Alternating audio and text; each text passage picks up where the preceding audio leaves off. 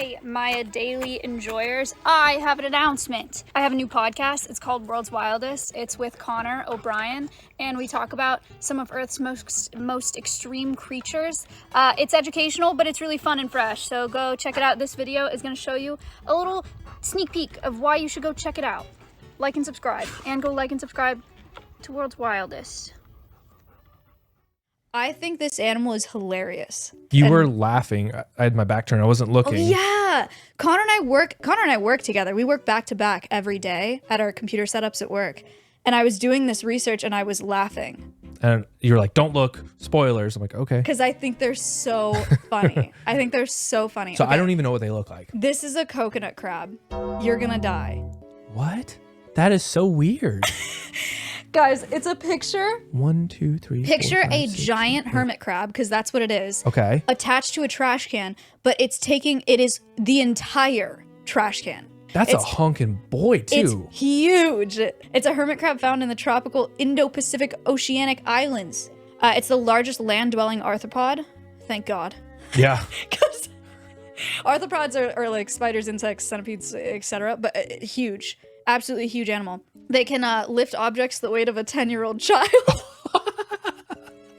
They're like, so strong. Like 30, 40 pounds, right? I don't know anything about children. Producer, what does a 10-year-old child weigh? It says a 10-year-old male, 54 to 102 pounds.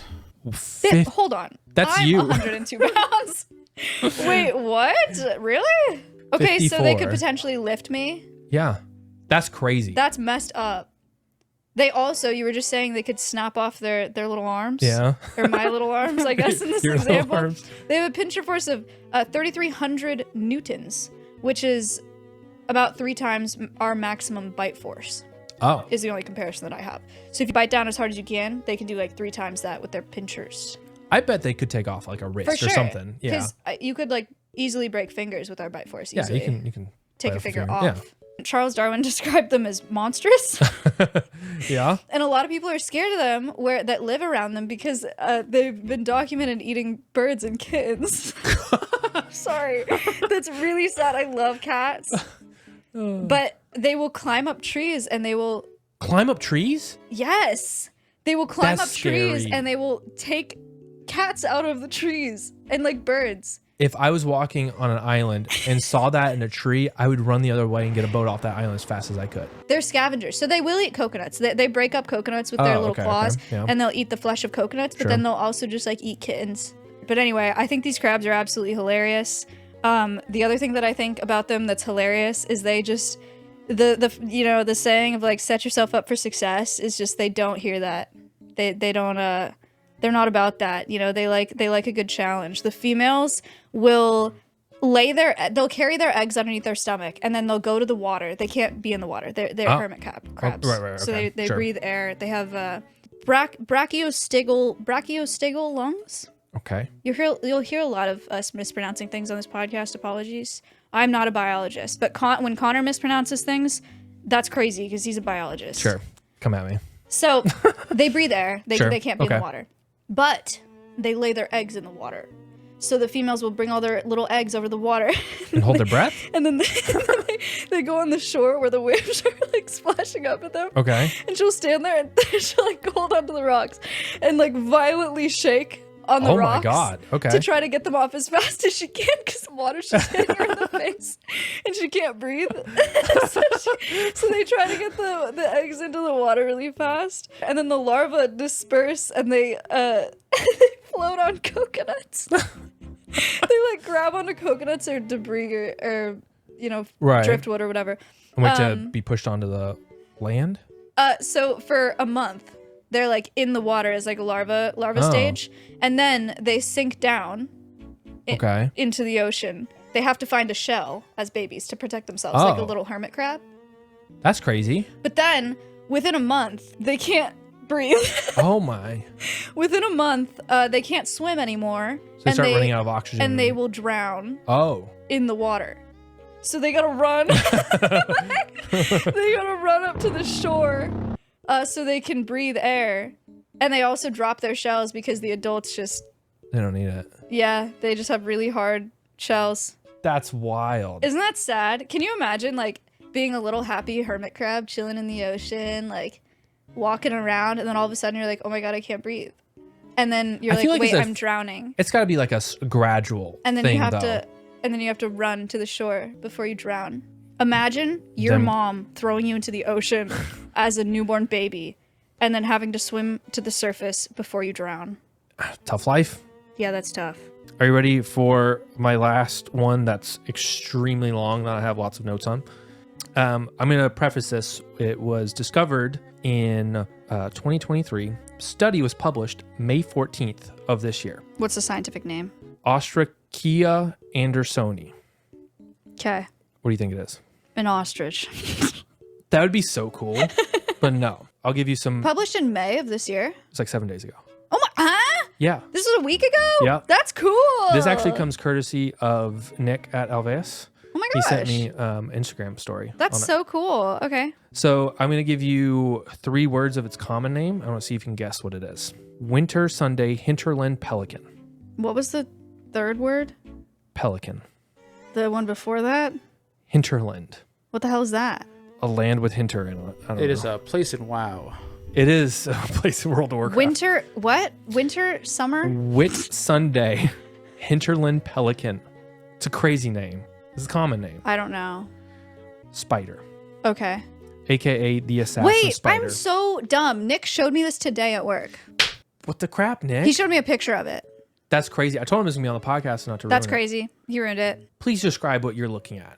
I'm looking at, well, you know, it's not the greatest. So it's a spider, but all of its legs are tucked in. So it's kind of hard to tell what's going on. Next picture, Mr. Producer.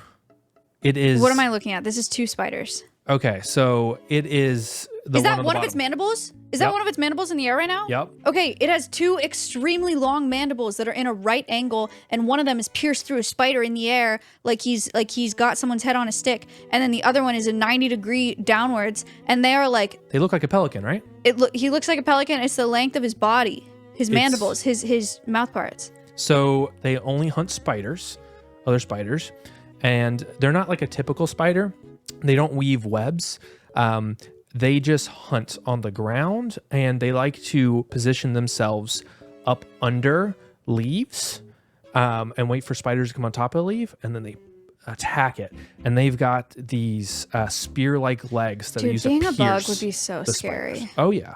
Being a bug would suck. I just want to live under a log for my whole life. I don't want to go anywhere. What a weird little guy. Okay, so the reason it looks like a pelican is because its head is shaped like a pelican skull, small, right? And then it's got like proportional to pelican beak and pelican head, that long of mandibles. Like it's got the shape of a pelican head. It is really bizarre. So they're like half an inch tall or 1.2 centimeters. Okay. And their head is big. quite longer than everything else. They have horns on their head. Okay. And they've got bumps all around them to help like combat when they're, be armor while they're fighting spiders. But not a lot is known about them other than that they're in Australia. Australia has another crazy spider again that is pretty large. Half an inch is pretty large for a spider. I thought it was pretty interesting. Pelican spider. That's so cool. That's so cool. It's a saltwater crocodile. Snap, snap. I would lean towards like the weird animals, like your arthropods or bugs or whatever. But I thought that this had to be included because if you think world's strongest, you're either thinking probably like gorillas or like elephants or saltwater crocodile because they're notorious for their bite force. Right. They're huge. They're the largest living reptile. They're 17 feet long. They can be 20, I think just over 20 feet long. That's cool. 5.2 meters up to 2,200 pounds or about 1,000 kilograms. Which is, they're not quite the length of like a school bus, but they're like the length of a creepy white van. Okay. They can live up to 70 years. They're native to saltwater crocodile, but also brackish and freshwater regions of eastern India, Southeast Asia, northern Australia, and they're opportunistic, so they'll eat everything. They'll eat like birds and monkeys and sharks and boar.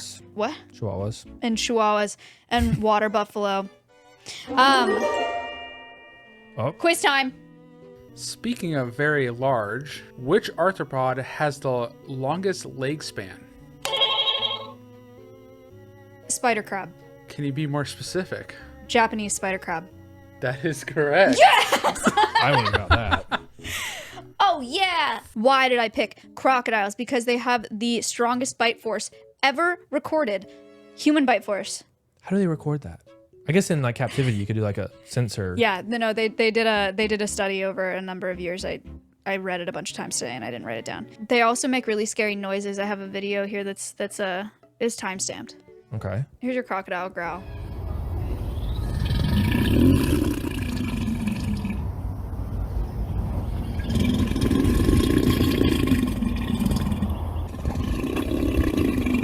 I feel like that's unchanged for millions of years. Like you were hearing that was back in the dinosaur days. They are prehistoric beasts. Guys, if you're in Australia and you hear that noise, you better... I'm out. I bet that travels pretty far too. It's really bassy. You better book it. Yeah. But yeah, don't get bit by a crocodile. That's my world's strongest bite. Okay, I have a honorable mention. I saw something about Irwin and I was piqued. Did you know that there's a snail, a tree snail named after Steve Irwin? That's cute. In 2009. Aw. Do you want to know what it's called? Sure. Crikey Steve Irwini. That's awesome. Okay. There's a snail that was named after Steve Irwin in 2009 called Crikey Steve Irwini. Okay. Tree snail. And Weenie? Crikey Steve Irwini. Why do they have to do the weenie part? I think look, I'm not a scientist, but I think it's because it rhymes with crikey. Maybe I'm wrong. Maybe we need to talk to a taxonomist. But I think it's Crikey Steve Irwini. These Crikey Steve Irwini. Weenie? Yeah, okay. I love it. Crikey Steve Irwini. I think scientists are getting better at naming things so we care about them more. True. And I just wanted to mention that March 7th of this year, March 7th, 2024, they named an Australian snail after Steve Irwin's son. Aww. And it is called Figaladra Robert Irwini. The weenie family carrying strong on slugs. Yeah. So now you know. Just a fun fact. Thank you guys for watching this video. Thank you for subscribing to Maya Daily. Go check out World's Wildest. Hooray!